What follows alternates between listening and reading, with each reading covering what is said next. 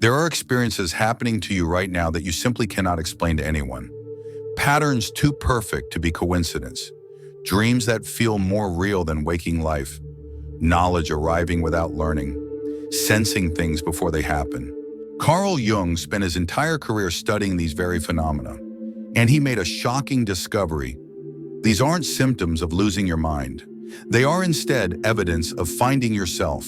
Today, I'll reveal the 5 profound psychological experiences Jung identified that only occur in spiritually awakened individuals.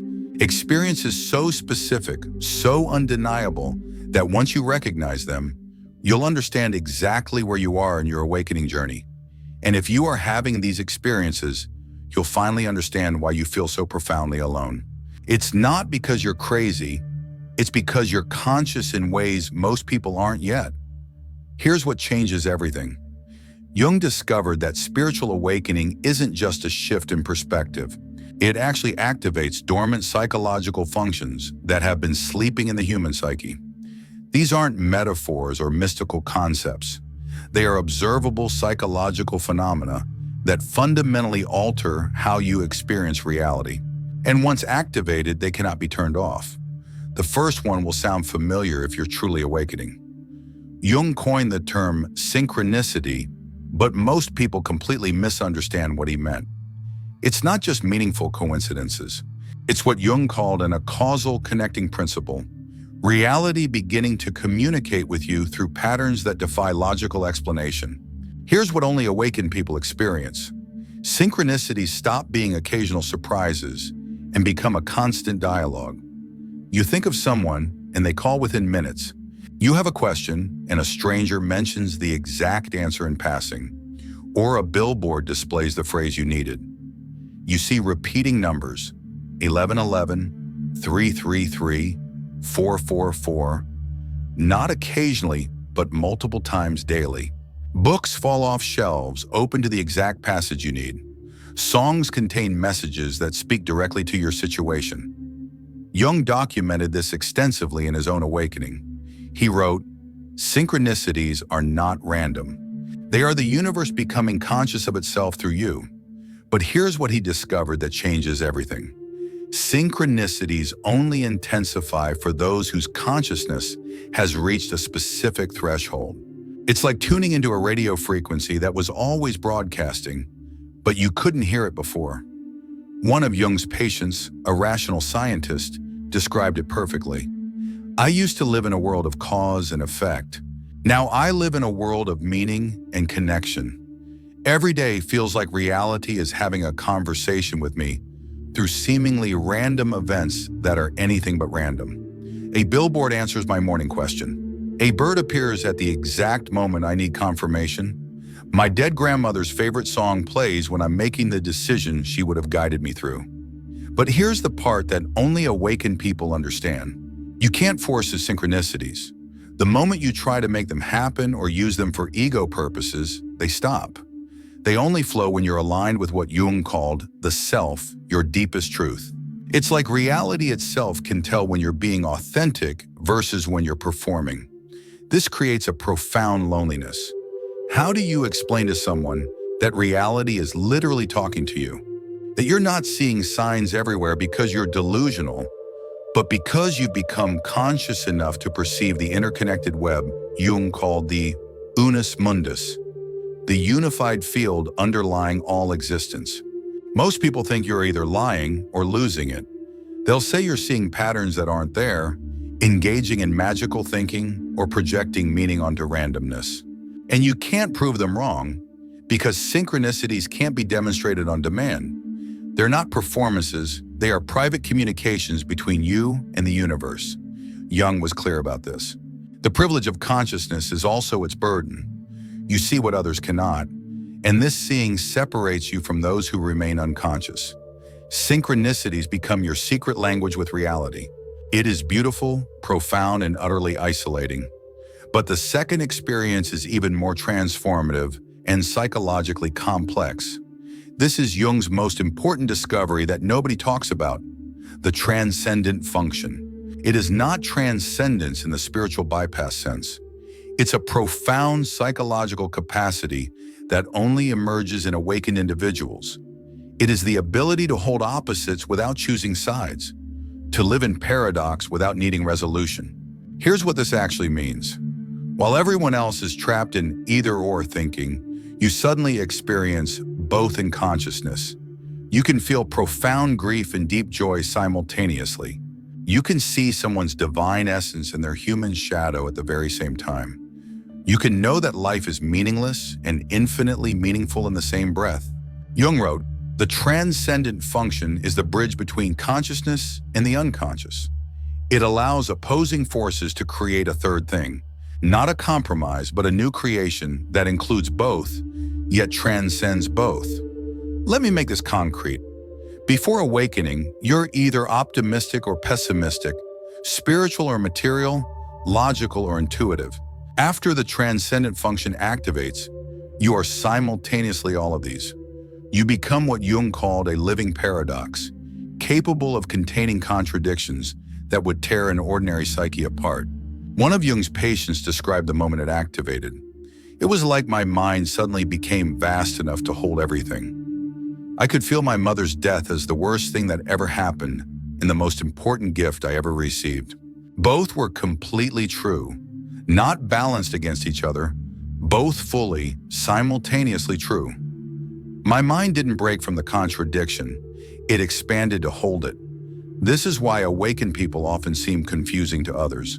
You can be deeply spiritual while being completely grounded, fully present while seeing through time, absolutely committed while totally detached.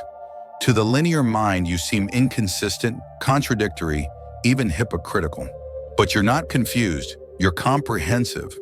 The transcendent function also manifests as spontaneous wisdom. Solutions to impossible problems just arrive.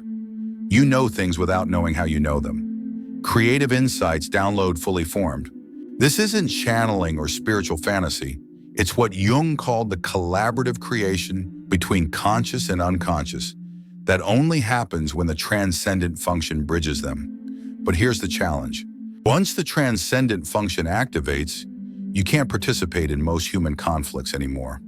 Arguments require taking sides. Drama needs you to choose victim or villain. Politics demands you pick a team. But you see the truth in the shadow in all positions. You understand that every perspective contains both wisdom and ignorance. This makes you useless to anyone trying to recruit you to their cause. You're too aware of complexity for simplistic narratives, too conscious of paradox for rigid ideologies. You become what Jung called psychologically unemployable by any system that requires true believers. And this leads directly to the third experience. Everyone dreams, but Jung discovered that in awakened individuals, dreams undergo a fundamental transformation. They stop being random neural firing or simple wish fulfillment and become what he called communications from the self, direct transmissions from your deepest wisdom. Here's what changes. Your dreams become lucid without trying. Not lucid in the sense of controlling them, but lucid in being consciously present while they unfold. You're simultaneously the dreamer, the dream, and the witness. You receive teachings, initiations, and guidance that you remember word for word upon waking. Jung documented his own experience extensively in his Red Book. He wrote, "My dreams ceased to be dreams and became visions, not hallucinations of a disturbed mind, but communications from depths of the psyche that only open to those who have developed the capacity to receive them." But here's what only awakened people experience: prophetic dreams that actually manifest. You dream of conversations that happen verbatim days later. You see people you've never met who appear in your life exactly as dreamed. You receive warnings that save you from disasters. Solutions to problems arrive fully formed in dream symbols that make perfect sense. One of Jung's longtime associates, a successful businessman with no spiritual background, shared this. "I started having dreams that came true, not symbolically, literally. I dreamt my brother calling about our father's heart attack 3 days before it happened. I dreamt the exact conversation with my boss about a promotion, down to his tie color, a week before it occurred. I can't tell anyone because they'd think I'm delusional, but I'm not predicting the future. I'm remembering it from my dreams. Even more profound are what Jung called big dreams. Dreams so powerful they change your entire life trajectory. These aren't ordinary dreams you analyze for meaning. They're initiatory experiences that transform you at the cellular level. You wake up fundamentally different. You've been somewhere, met something, undergone an ordeal that was more real than physical reality. Jung identified specific markers of awakened dreaming, encounters with luminous beings who teach through presence rather than words, journeys through landscapes that exist nowhere on Earth yet feel like home, symbols that carry such profound meaning that seeing them changes how you understand existence. Deaths and rebirths so vivid you wake up feeling you've actually died and returned. But here's the isolating part. These dreams are incommunicable. You can describe them, but you can't transmit their essence. It's like trying to explain color to someone who's never seen it. The dreams carry a quality of the sacred, the numinous, what Jung called the holy, and this quality can't be conveyed through words. You might try sharing them, but you see the blank looks, the polite nods, the subtle disconnection. People either think you're making it up or reading too much into normal dreams. They can't grasp that you're not interpreting symbols. You're receiving direct transmission. The dreams aren't metaphors for your life. They're more real than your life. This creates a profound split. Your dream life becomes more meaningful than your waking life. You start looking forward to sleep not for rest, but for reunion with depths of reality unavailable to waking consciousness. You realize what Jung meant when he said, "Who looks outside dreams. Who looks inside awakes." But the awakening happens through a kind of dreaming that only the awakened can access. Before we explore the final two experiences that only the awakened encounter, subscribe and hit the notification bell. Share in the comments which of these experiences has been most intense for you. Your validation might help someone else trust their own awakening. Now, these last two experiences are the most profound and the most difficult to integrate. If you're experiencing these phenomena, reality speaking through synchronicities, holding paradox without breaking, dreams more real than waking, you're not imagining things. You're perceiving things. There's a massive difference, and Jung spent his life documenting it. This is Jung's most radical insight that modern spirituality often completely misunderstands. Awakening doesn't destroy the ego. It destroys the ego's monopoly on consciousness. What Jung called the ego self-axis, the relationship between your everyday personality and your deepest essence, undergoes complete reorganization. Here's what actually happens. You start experiencing yourself as multiple centers of consciousness simultaneously. There's the you going to work, paying bills, having conversations. But there's also what Jung called the self, a vast, impersonal awareness watching your life unfold like a movie. And you are both at the same time, fully. Jung wrote, "The experience of the self is always a defeat for the ego." But he didn't mean the ego disappears. He meant it discovers it's not the CEO, it's middle management. And this demotion is simultaneously the most humiliating and liberating experience possible. Let me be specific about what only awakened people experience here. You'll be in a conversation, fully engaged, while simultaneously observing yourself from outside.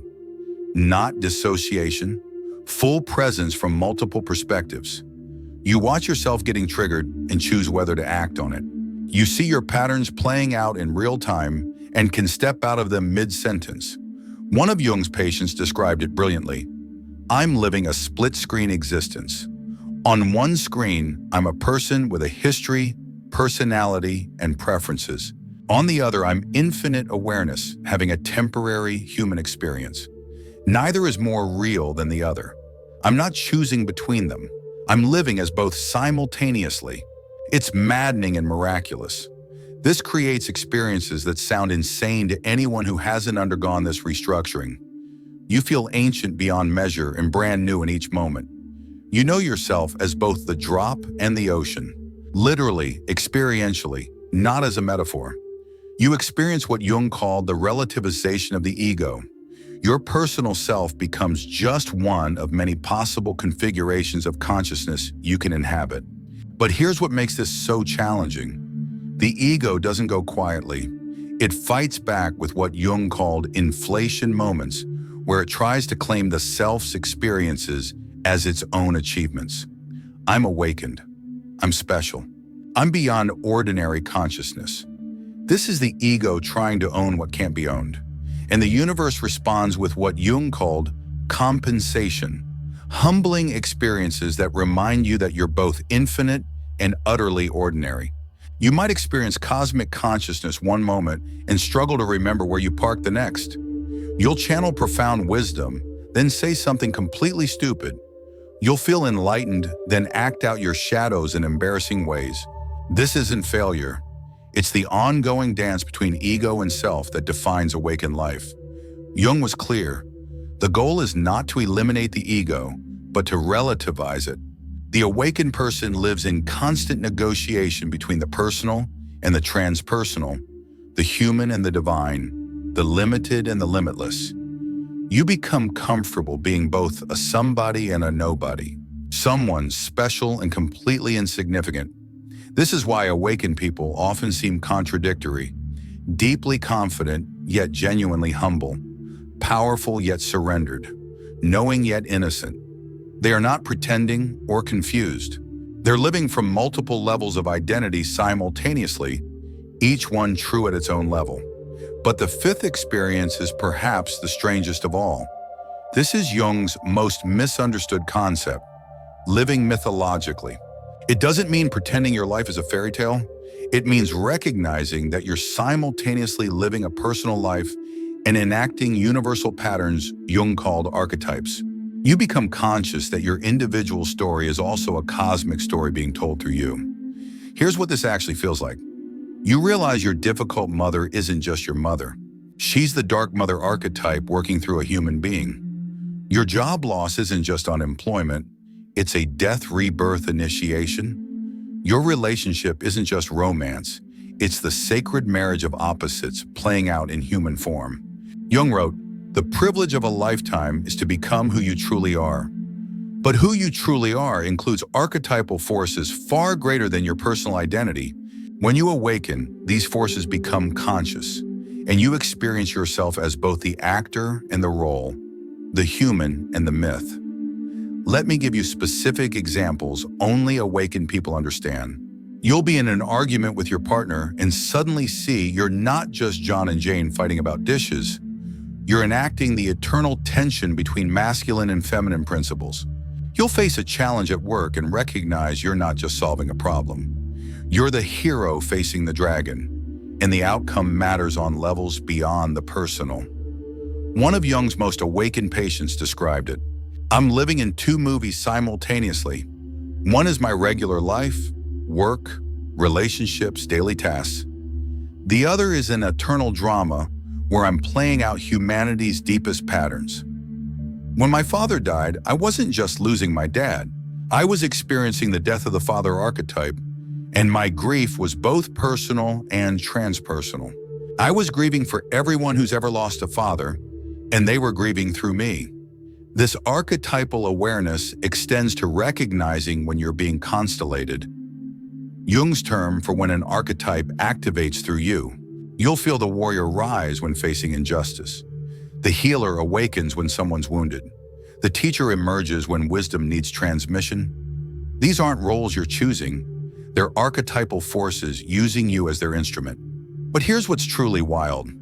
You start recognizing other people's archetypal configurations too.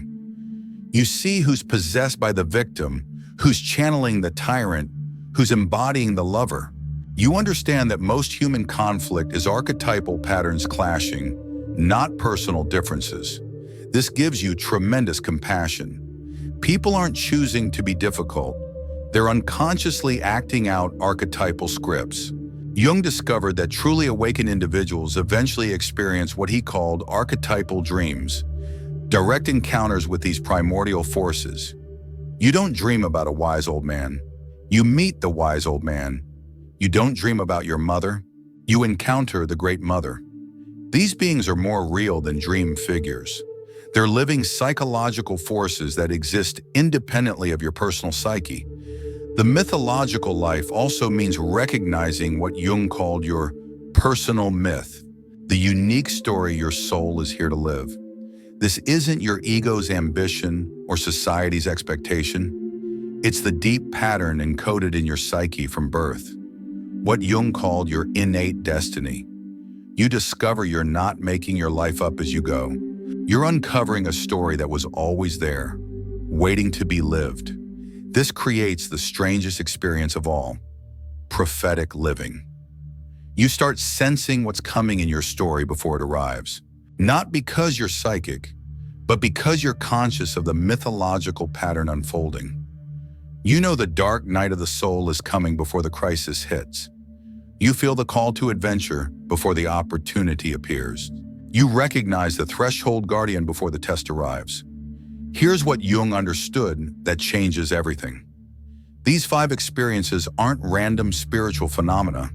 They're symptoms of humanity's next evolutionary leap. Each awakened individual who experiences them is participating in what Jung called the collective individuation of mankind. Think about what these experiences actually mean. Synchronicities reveal an interconnected universe responding to consciousness. The transcendent function shows the psyche evolving beyond dualistic thinking.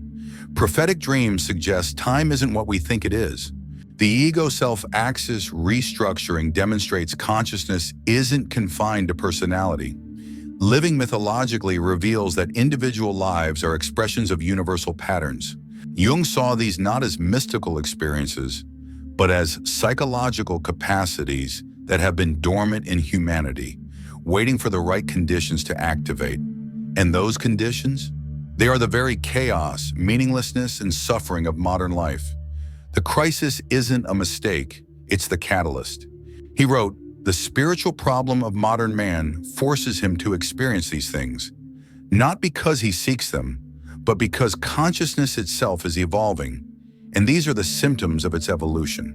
This is why you can't go back once these experiences begin. You can't unexperience synchronicity once you've lived in constant dialogue with reality. You can't return to either or thinking once the transcendent function activates.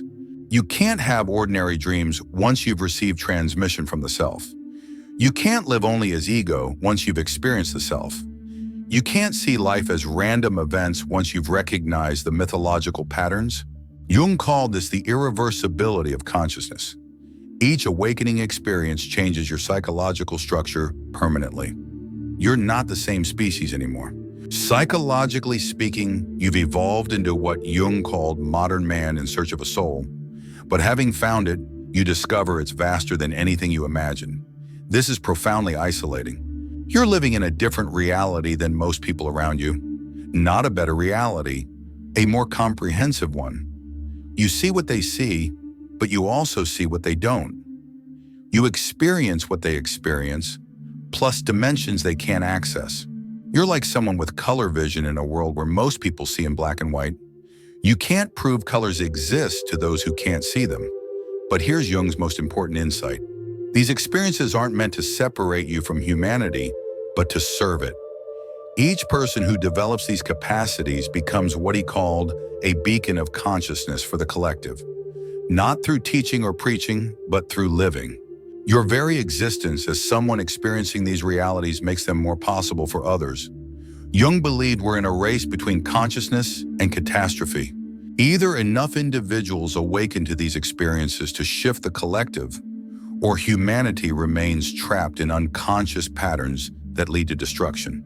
Each person who develops synchronistic awareness, transcendent function, prophetic dreaming, ego self-connection, and mythological living adds to what Jung called the sum total of consciousness available to humanity. You're not having these experiences for yourself alone. You're having them for everyone who can't yet. You're pioneering psychological territories that will one day be common ground. What feels like isolation is actually profound service. What seems like personal awakening is collective evolution happening through you. If you're experiencing these 5 phenomena, If reality speaks to you through synchronicities, if you hold paradox without breaking, if your dreams are transmissions, if you live as both ego and self, if you recognize the myths living through, you're not alone. You're part of what Jung saw as humanity's most important transformation. Subscribe to this channel and hit the notification bell to join thousands who understand these experiences. Share in the comments which of these 5 you're experiencing most intensely right now. Your courage in naming these realities helps others trust their own psychological evolution. Remember Jung's words. The meeting with oneself is at first the meeting with one's own shadow. But beyond the shadow lies experiences that redefine what it means to be human. Trust what you're experiencing. It's not madness, it's metamorphosis. To go deeper into Jung's map of awakening consciousness, click the video on your screen now.